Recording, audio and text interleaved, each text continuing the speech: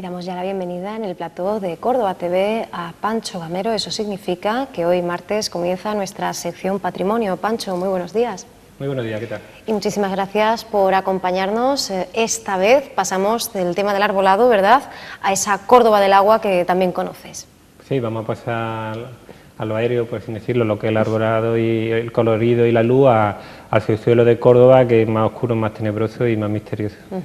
Nos fascina esa Córdoba visible, pero también lo hace, y muchísimo, de qué manera, esa Córdoba oculta, esa Córdoba del subsuelo, y nos centramos en la conocida como Casa del Agua, aunque en alguna ocasión tú has manifestado que, bueno, la Casa del Agua sería una de las que se conocen, al menos se puede hablar o se puede documentar que ha habido a lo largo de la historia hasta 3 casas del agua, ¿no? Quizá no hayan sido todas, pero sí que es cierto que cuando hablamos de la Casa del Agua en algún momento de la historia de Córdoba se ha confundido, ¿no? Por ejemplo, con aquella que encontrábamos en las inmediaciones de la Mezquita Catedral. Hoy nos vamos hasta la calle Juan de Mena.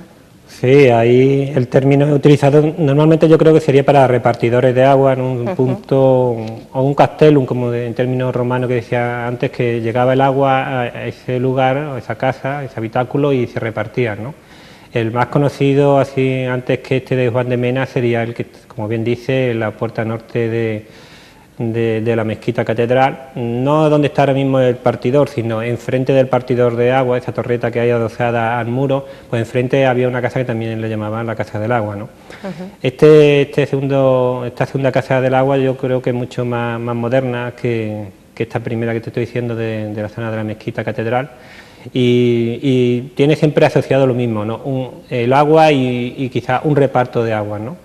En este caso, la que era la Casa del Agua de la zona norte de la mezquita, ¿no? Pues sí se puede decir que era un repartidor de agua, seguramente pues era el de Fábrica Catedral, posteriormente el agua del Cabildo, mientras que este otro, pues lo iremos analizando ahora a lo largo de la conversación, quizás no fuera un repartidor de agua, no sería exactamente una Casa del Agua, sino sería un punto de captación de agua como había tanto y hay en Córdoba, ¿no? Si bien es cierto que nos fascina, nos apasiona todo ese mundo legendario que se crea en torno, pues por ejemplo, ¿no?, a esa Córdoba invisibilizada, oculta, bajo tierra, es cierto que también, ¿no?, se hace más que necesario, más que imprescindible, el intentar dilucidar, ¿no?, qué parte es leyenda y dónde queda realmente la historia, ¿no?, qué era realmente esa Casa del Agua, esa construcción, lo que se esconde bajo ese número de la calle de Juan de Mena. Recordemos que Miguel Ángel Belmonte Ortiz, en su obra Córdoba monumental, artística e histórica, nos habla de esa referencia de la Casa del Agua ya en tiempos de Góngora, nos dice él, por el uso que los ciudadanos conocían por parte de los árabes como manantial, y también por esa utilización que del espacio se hacía en los primeros siglos tras la conquista cristiana. Bueno, sí, yo creo que la leyenda hay que perseguirla, hay que investigarla, hay que recrearse en ella. Son una fuente de información, pero claro, voluble, engañosa. Toda leyenda tiene una gran componente de verdad, ¿no? Entonces uno tiene que ir a por esa componente y ver qué hay de verdad, qué hay de fantasía del pueblo, ¿no? Y quizás cuando lo descubras, pues no contarlo, claro. Porque es una pena que haya una leyenda y acabar con ella, ¿no? O sea que yo creo que la leyenda tiene que seguir viva, porque eso le da encanto a una ciudad, y Córdoba goza de bastantes leyendas, ¿no? Yo he tenido la oportunidad de entrar en este lugar, ¿no? Y la verdad que, aparte de la leyenda, es un sitio que tiene una construcción muy curiosa. La verdad que es muy llamativo, y solo por cómo está construido pues vale la pena, indiferentemente de las leyendas asociadas que tengo o no. Desde un punto de vista espacial, donde está ubicado, bueno, es el mismo casco antiguo de Córdoba, ¿no? A nivel, digámosle, de tipo geológico, que es como un investigador diría, vamos a ver qué posibilidades tiene de que haya allí agua. Bueno, está muy cerca del río, cualquier sondeo que se haga, cualquier pozo de los tradicionales, cualquier pozo moruno que se hiciera en tiempo de los árabes o antes de los romanos, pues podía dar fácilmente sin tener que y muy profundo con el agua del río, porque el río está a una cota de 90, esta casa podrá estar entre 100 y 110, ¿no? Sí, me he traído ese plano donde se sitúa un poquito donde estaría la ciudad, ¿no? Estaría la calle Juan de Mena. Tenemos ahí tenemos lo que es el Colegio de Inmaculada de la Victoria, tenemos lo que por detrás estaría, que todavía no se había construido, lo que es las tendillas, está el conservatorio, la calle Jesús María, Duque de Hornachuelo, está exactamente la calle está entre Jesús María y Duque de Hornachuelo, ¿no? Es una calleja no muy larga. Y si empezamos por la zona del conservatorio, por Jesús María, pues eso, al pronto al lado derecho, en el número 3, pues ahí nos encontramos esa vivienda que ahora es moderna. De antiguo yo estuve hablando con un investigador en el archivo provincial y había encontrado referencias sobre el siglo XV, siglo XVI, y que no sé exactamente, creo que hablaba de un patio y ya creo que se hacía algo de mención a un pozo, ¿no? O sea, y como bien dice, escrito, hacía referencia a Góngora, efectivamente podía ser de tiempo árabe. Tanto como manantial no lo veo, yo lo veo como una captación, un pozo de captación, ¿no? Hemos traído aquí un plano hecho por Ángel Marto. Esto representa lo que es el propio sótano, que es lo que estamos hablando, ¿no? En verdad este plano no es fiel a la realidad que existe, ¿no? Tiene su truco. Aquí se ha jugado a nivel de dibujo para que se vea un poco en desarrollo, digámosle, a lo largo y en profundidad de lo que es la galería. En verdad no nos encontramos ese pasillo como lo vemos, desde ese punto alto de derecha a izquierda, sino que va haciendo una forma de hélice, ¿no? Pero sí da una idea de la magnitud, entre las proporciones entre lo que son los escalones, la altura de los pasillos, ¿de acuerdo? La profundidad que puede alcanzar desde la escalera. Tiene unos 4 o 5 tramos. Tiene una profundidad, recuerdo, creo, sobre unos 13 o 14 metros, o sea, estaríamos hablando de 3 o 4 plantas de sótano por debajo del nivel del suelo. Como se ve, existe una escalinata, y a distintas alturas de esa escalinata pues encontramos unas habitaciones asociadas y va girando todo, que aquí no se aprecia, pero todo alrededor lo que es el pozo, que nos encontraría en el punto bajo izquierdo, ¿no? O sea, no es esta la realidad de lo que es el sótano, pero sí representa lo que es toda una escalinata, los distintos elementos de pasillos, como digo, con su altura y con sus entradas laterales, ¿no?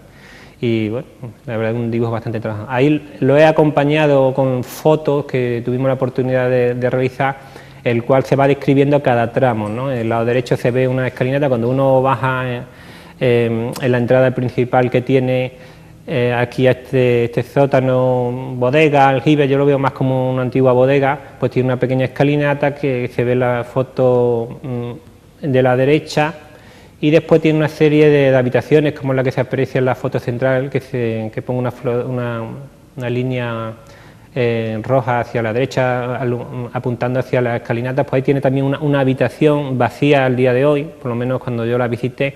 Puede que fuera una especie de despensa de cualquier cosa, ¿no? Hasta alimenticia o de muebles, una despensa se siguen viendo en las fotos distintas escaleras en los distintos tramos, y en la parte de abajo, la foto de abajo de centro izquierda casi, ¿no? Pues se apunta a lo que se llama como el riñón o la huella de zapatos, que en verdad que es la base del pozo que transcurre desde, digamos, lo que era la superficie de la propiedad hasta el punto bajo de la bodega, ¿no? O sea, hay todo un recorrido desde que uno va entrando y va en forma de hélice. Quizá el plano abajo he adjuntado también, he hecho una especie de collage, se ve un plano que muestra la realidad del diseño constructivo de este sótano, que lo veremos a continuación. He puesto también una foto, ¿no?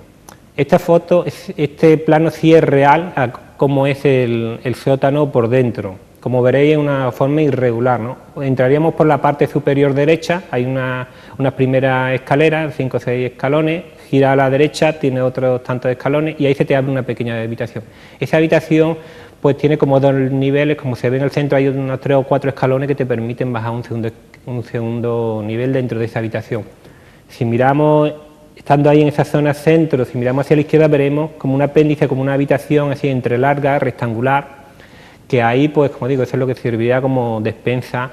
Tiene como unas marcas, yo creo que ha sido más bien un juego hecho con pinturas como simulando árabe o algo así. Yo creo que está fantaseado lo que hay ahí, simplemente lo mismo hace una gamberra, no tiene sentido. Pero la verdad impone un poquito la habitación por lo oscuro, el ladrillo visto y bueno, y la verdad que impone, ¿no?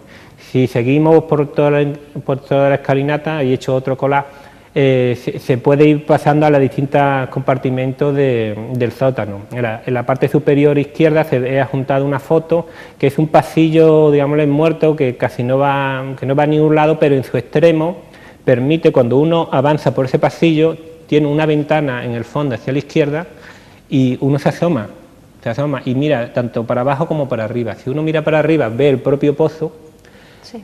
Lo que sería el nacimiento, el encañonamiento, pero está ahora mismo cegado, está cerrado porque está la solería del patio de la vivienda, y si uno por esa ventana que digo se asoma en ese pasillo, mira hacia abajo, pues ve lo que sería el riñón, lo que es la base del pozo, ¿no? Entonces es muy curioso porque te permite estar en la mitad del encañamiento del pozo y tú puedes mirar para arriba. Está bastante trabajado, un pozo muy bruno, está bastante bien trabajado en piedra, tanto para arriba como para abajo, y quizás también el vaho que va subiendo. Si uno quiere, deja de asomarse por esa ventana, recula, echa marcha atrás por ese pasillo y sigue bajando la escalera.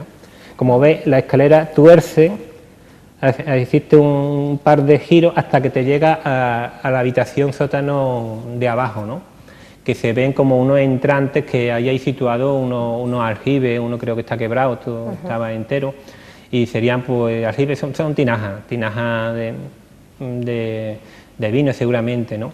Y en el lado derecho, que es donde se aprecia que va la línea, la flecha discontinua, es donde nos encontramos de nuevo el riñón, o sea, la base del pozo. Como veréis, hay como dos partes en el pozo, y entre medias hay un rectángulo, una zona intermedia que es un arco que divide al pozo. ¿Por qué? Porque en verdad es un pozo que cuando te tienes que asomar por la parte interior, ahora lo veremos en una foto, te tienes que asomar para adentro para poder mirar el encañamiento del pozo para arriba.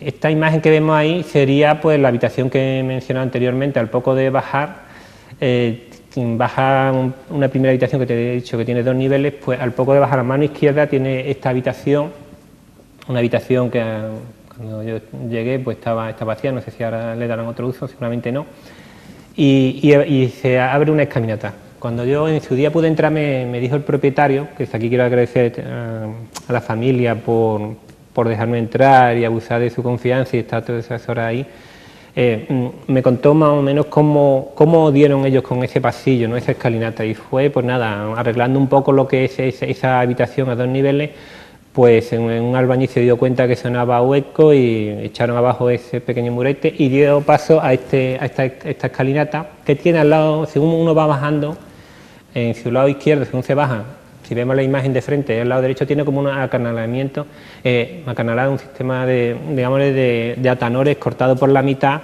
o tejas que sirven para canalizar el agua seguramente de lluvia y que alimentan el pozo, ¿no?, de aljibe.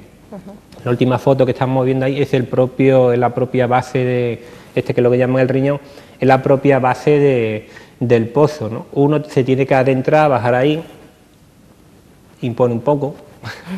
Todo hay que decirlo. Eso te iba a decir, te adentras en las entrañas de la ciudad y además pasas allí unas cuantas horas, ¿no? Sí, entre las 2 visitas unas 8 horas, cosas así. O sea, para hacer esos planos medimos, toda la altura, ¿no?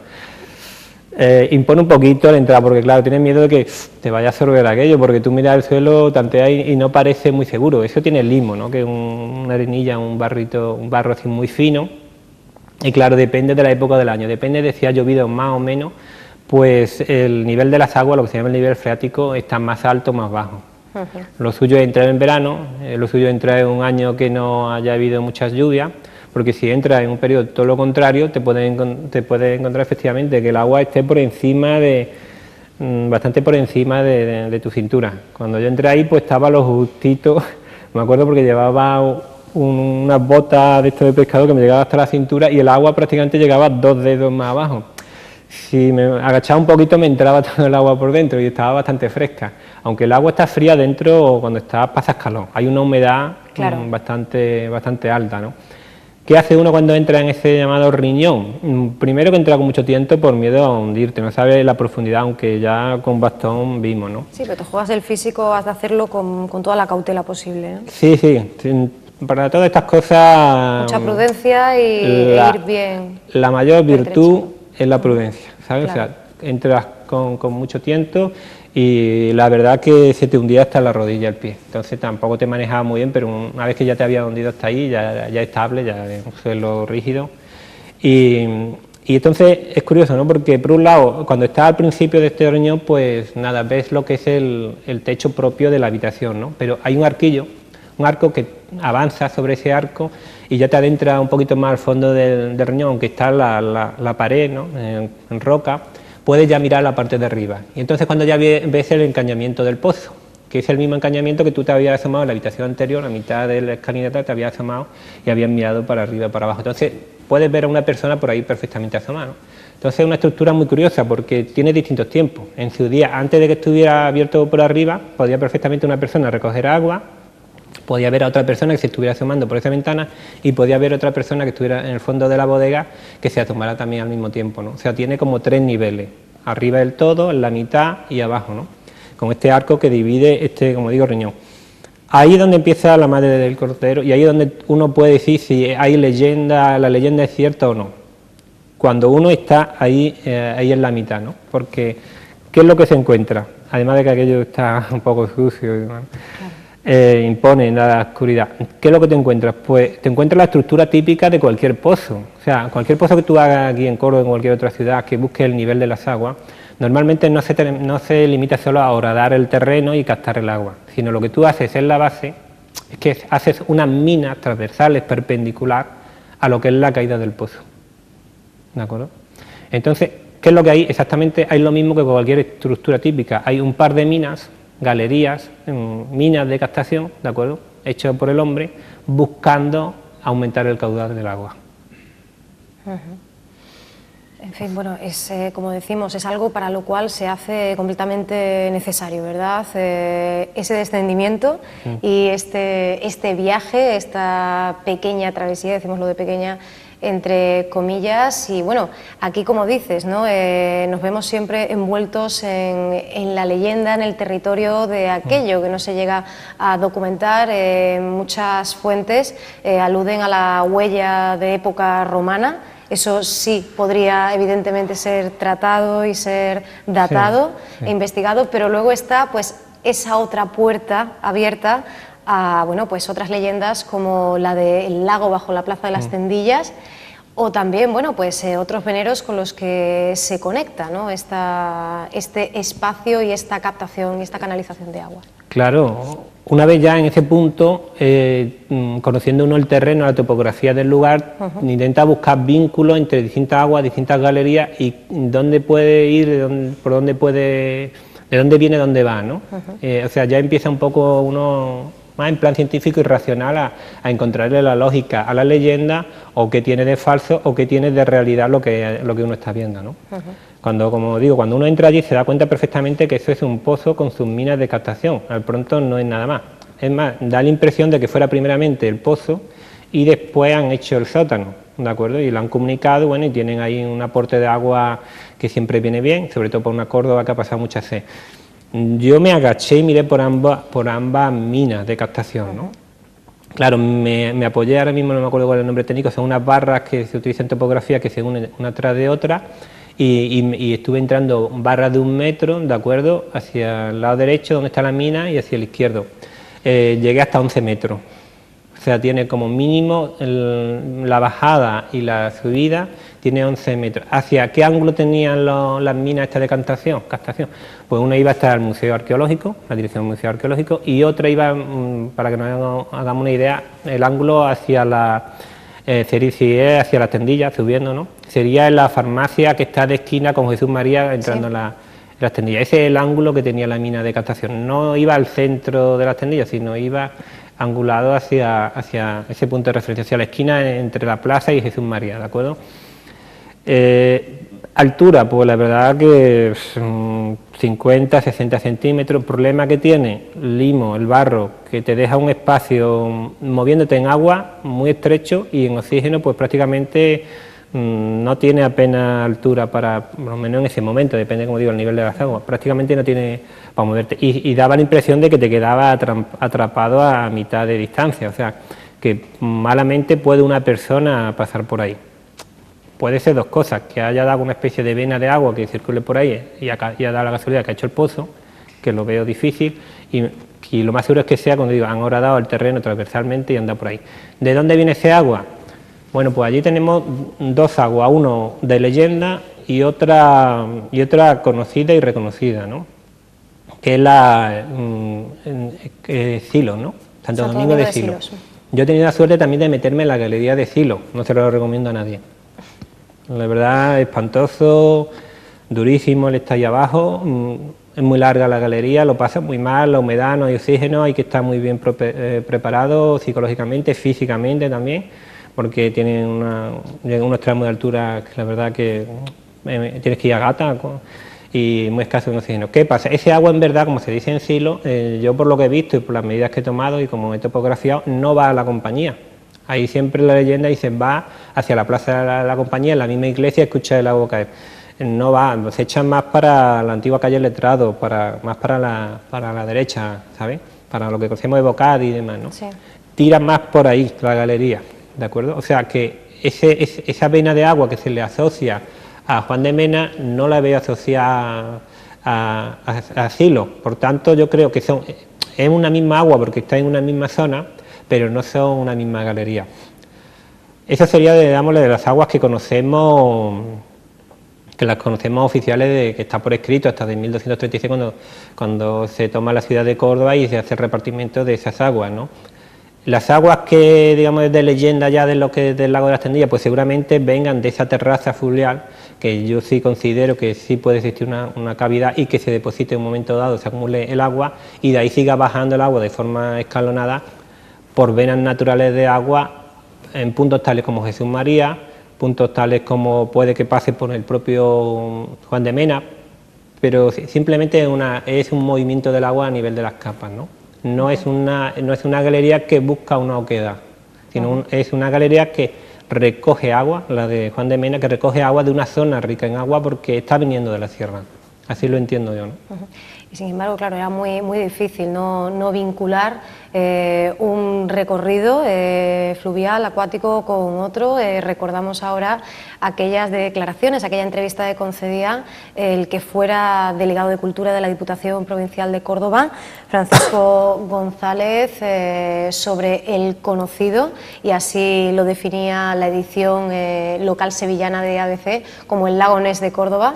Él decía, yo estuve allí y Córdoba pues se encierra, ¿no? Esa otra Córdoba subterránea y secreta. Como decimos, es casi imposible, al menos que desde el punto de vista legendario no se conectaran esos dos espacios sobre los que han hablado tantísimos cronistas, tantos autores. Antes mencionábamos a Miguel Ángel Ortiz Belmonte, también podríamos hacer alusión a Ricardo de Montis y otros tantos que se han fijado tanto en ese número 3 de la calle Juan de Mena como otros que lo han hecho en ese subsuelo de la plaza de las Tendillas, ¿no? Siempre intentando dirimir qué es leyenda, qué es más literario y qué es verdaderamente pues fehaciente y, como tú dices, comprobable, ¿no? Hay temas sobre los que no terminan de ponerse de acuerdo ni siquiera los expertos. Sí, bueno, yo creo que la entrada que hubo, creo que fue en el año 81, yo creo que ahí donde se creó una gran confusión, porque la verdad cuando uno habla de la leyenda del lago de las Tendillas y las imágenes que sale en la literatura hace referencia a Juan de Mena, o sea, yo creo que esa entrada y las declaraciones que hubo y demás, lo que ha provocado es confundir más a la gente. Claro. Yo creo que me está despistando a las personas. Una cosa sería la leyenda de o lo que haya o no en las Tendillas, debajo de las Tendillas, y otra es Juan de Mena. O sea, se están mezclando los términos por la proximidad. Yo creo que entre ambos puntos creo que había unos 70 80 metros. O sea, sí. La verdad que en línea recta hay muy poca distancia entre ambos puntos, quizás por eso está en una misma zona, una misma agua. O sea, yo lo que desde aquí quiero dejar claro que hay que diferenciar claramente lo que es Juan de Mena con lo que es el supuesto lago de los Tendillas. Lo dejamos entre comillas lo del lago, ¿de acuerdo? Son cosas diferentes. Y Silos yo también lo entiendo, sobre todo con Juan de Mena. Diferente es que Silos está quizás mucho más asociado a las Tendillas por el desarrollo de su galería que la propia Juan de Mena, ¿de acuerdo? Alfonso era, ¿no?, responsable, este señor de la Diputación. González. Sí, ¿no? y siempre he ido buscando a la persona, no, este me ha dicho tal. La verdad que de todo en estos años, que yo creo recordar 2 personas o 3 al final han sacado pecho y dicho, sí, yo he estado. Pero los demás todos después, no, es que en verdad yo no, a mí es que me dijeron, o sea, en verdad de los que hayan, este señor de la Diputación y otro señor, que en verdad 2 creo que ha sido lo único que cuando habla ya con ellos, los entrevistas, dice yo he estado, ¿no? Los demás siempre ha sido, bueno, que había sido un comentario de alguien y no era como tal que hubiera entrado, ¿no? Entonces yo he hablado con este señor y la verdad que yo me creo su argumento, o sea, yo he sido siempre muy escéptico respecto a la historia del lago Las Tendillas porque me parece fantasioso, pero después de haber estado en un sitio, después de haber estado en otro, después de hablar con unas personas y demás, y una serie de historias asociadas, de investigaciones que he hecho, de pasar a hacer un cuento, tomármelo como un cuento, me lo he tomado como en serio.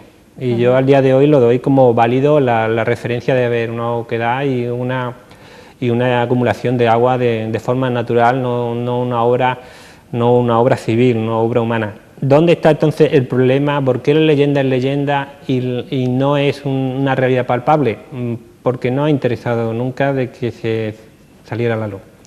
Tanto más que por una cuestión política, que está asociada a una cuestión política, por una cuestión de familiar, vamos a decirlo así, familiar y de influencia en el cabildo municipal. O sea, ha habido, yo no diría presiones, más que presiones, respeto, porque toda esta historia asociada a estas aguas en esta zona no se supiera. Yo lo entiendo, yo me pondría en el lugar de una familia que tuviera acceso a un sitio que está asociado a una leyenda, eso crea muchos problemas, porque están llamando a tu puerta de tarde en tarde. Entonces, si tú le das publicidad, pues y encima lo acompañas con fotos y demás, eso crea unos problemas, porque hasta puedes tener miedo y dices, oye, a ver si me van a expropiar parte de la vivienda o a ver si van a tener que, por acceso aquí, va a tener que soportar que venga gente de la administración, etcétera, etcétera, y me complican la vida, ¿no? Es una fuente de diferentes conflictos de intereses, ¿no? Claro, pero claro, ¿quién puede defender esos intereses familiares? Una persona que tenga bastante peso en el ayuntamiento. Una persona que tenga bastante influencia en el ayuntamiento puede parar todo un proceso de sacar a la luz un patrimonio geológico, ¿no? Del subsuelo, ¿no? Y eso es lo que ha ocurrido aquí en Córdoba. Ha habido un peso político para que esto no trascienda. Y entonces, hasta el día de hoy han tenido la fuerza suficiente de pararlo, ¿no? Yo lo entiendo, como digo, si yo me pongo en la piel de estas personas, yo lo entiendo y lo respeto, porque es que un poco meterse en tu intimidad familiar. Claro. Pero claro, está también la parte patrimonial, la parte turística, la parte económica, el enfoque que siempre se le da a todos estos temas, ¿no?